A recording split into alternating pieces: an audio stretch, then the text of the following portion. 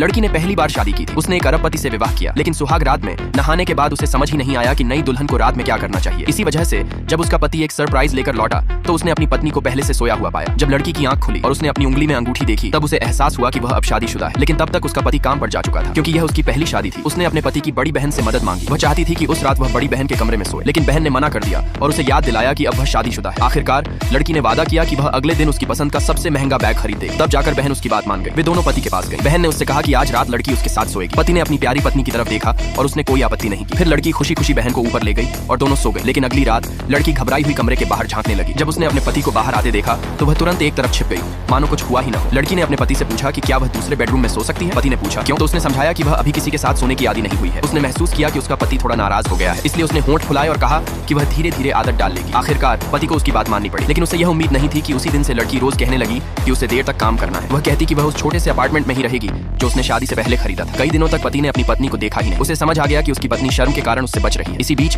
उसने आया को कहते सुना कि लड़की अपने पुराने घर में फूल लगा रही है। पत्नी की बहुत याद आने पर वह तुरंत वहां जाने के लिए निकल पड़ा। उस समय लड़की एक तिपहिया साइकिल पर बैठी थी और अपनी बहन को घुमाने ले जाने वाली थी, लेकिन जैसे ही वह तिपहिया बाहर निकालने ही वाली थी उसके पति की कार ने रास्ता रोक लिया। पति ने उससे कहा कि वह उसके साथ घर वापस चले। लड़की ने शांति का नाटक किया और आगे वाली सीट पर बैठ गई। घर पहुंचने पर पति ने पूछा कि वह इतने दिनों से घर क्यों नहीं लौटी। लड़की ने कहा कि वह काम में बहुत व्यस्त थी, लेकिन वह यह भूल गई कि उसका पति ही उसकी कंपनी का प्रेसिडेंट है। इसलिए पति ने फिर से पूछा कि वह इतने दिनों से घर क्यों नहीं आई। तभी पति को समझ आ गया कि उसकी पत्नी उससे झूठ बोल रही थी।